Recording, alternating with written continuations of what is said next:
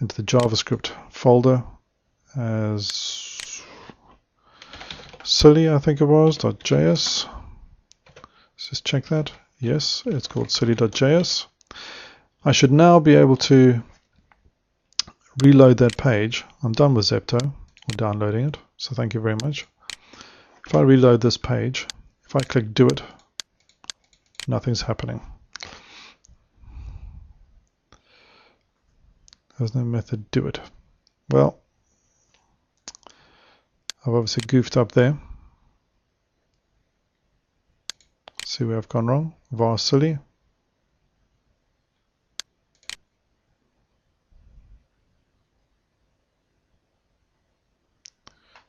Let's just check that we do actually have something called silly. We do. Ah, well, that's it. Capital T. Oh dear, when will I ever learn, huh?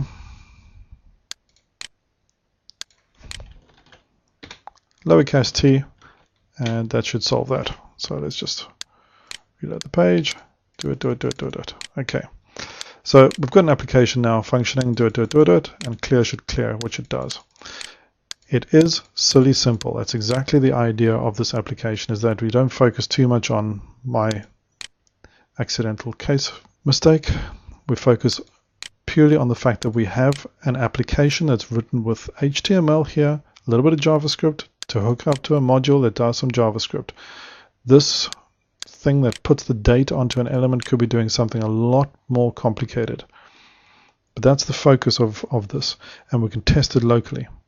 Now what I've done so far is I've done a git init. So in this folder where the index file and the JS or the JavaScript files are, is actually a git repository, and I can see that if I go up one folder because it's got git there.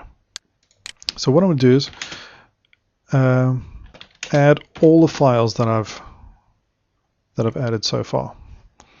There's a warning about line feeds and Zepto. There's nothing we need to worry about at the moment.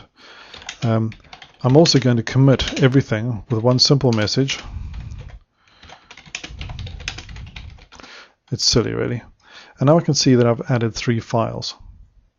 So that's great. What I'm going to do now is go to GitHub and create a new repository. So if I go here, new repository, let's call this silly simple. I think that's what we called it, is it?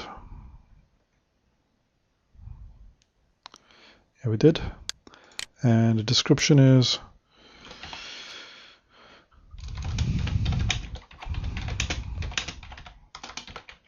too simple for words. Anyone can see it. We're going to make this a public repository because that makes it free. Now, it's telling me here how to commit and everything, and it's telling me also how to add a remote origin, which is something I need to do on my repository here, is I need to add the remote origin for this repository. Now that I've done that, I can push to the origin. And once that's finished, I should see the code. There we have it. There's my index HTML. There's the comment. It's silly ready for my check-in comment. I've got the JavaScript. I've got Zepto and my silly JavaScript. It's that simple. We now have the files that we had locally in GitHub. We've pushed them. Now we can go to the PhoneGap build, and we're going to create a new application here. Silly simple. I'm going to pull the source from a GitHub repository. Now you'll notice that in GitHub we've got addresses here. We want the HTTP version, but this version that they give us here is HTTPS, and it's got my address in front of github.com before it gives me the rest of it. Let me just try to get to the end of that. Then my username and the application name. But PhoneGap Build wants a non-secure and without my username. So insecure, no username, but then the rest of it is the same. So first thing I'll do is take off the S, take off my username at GitHub. So now it's just HTTP github.com, my username, and the application name, or the repository really, and I'll create that. Now, one of the nice things about PhoneGap Build is it can be that simple. It hasn't built iOS yet because it's not going to. I don't have a signing key for Apple applications. PhoneGap Build allows me to control far more of the application than what I've done so far. I've given it no idea as to how to control the permissions I want on the phone or the device, what my application's icon is, any splash screen. There are all sorts of things that I could have done with this application that I haven't, for simplicity's sake. So at the moment, we're going to keep this simple. Now, you see these things are queued. It doesn't refresh itself, so I'm going to hit F5, and by this stage, there you go. It's already built the Android, WebOS, and Symbian. BlackBerry is still queued. So it's built these applications for me already. And right now, I can go install this application on my phone, which is what I'm going to do now.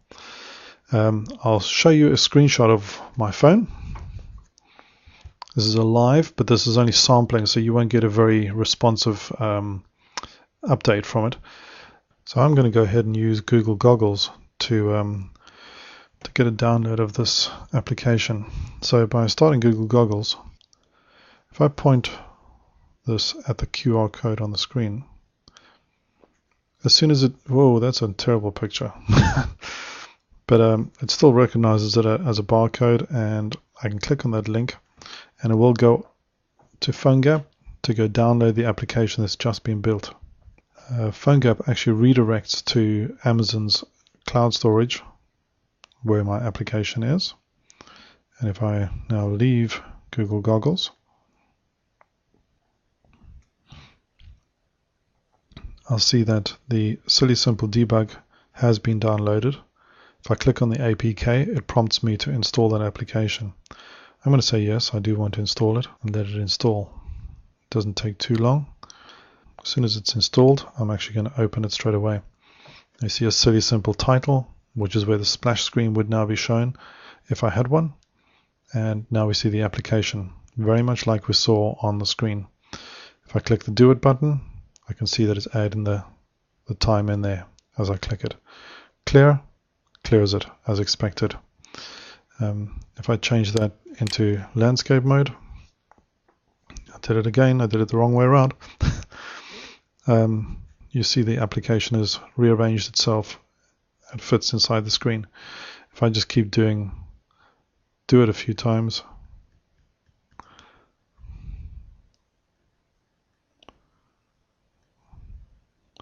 I think if I tap too quickly, it seems to recognize it as a double tap instead of a tap. We can see I can actually scroll the application, and I can clear. So that shows you that the application I've built with PhoneGap Build has been able to install and run on this thing. But just to demonstrate how much it looks like an application, I'm going to go in here, and I'm going to get Silly Simple, and I'm going to put it on my phone screen, so I can launch it directly from there. Imagine if this thing looked a little bit different, didn't look like a web page so much, it would behave very much like a normal application. So at this point, I think it would be a good idea to recap what we've done. We created an index or an HTML page. We added some JavaScript to create some functionality for that page.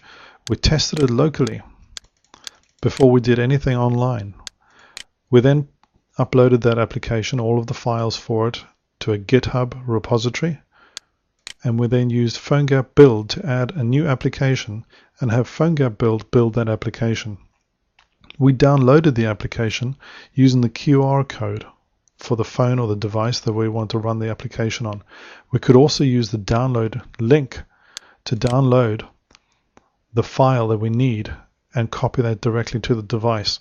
So you can take this offline. You don't need to be online to install the application. If you, for some reason, wanted to download this APK, take it with you when you went away for the weekend and try the application somewhere. Git as a source control tool is free. GitHub is free for public repositories. PhoneGap Build is free for public applications.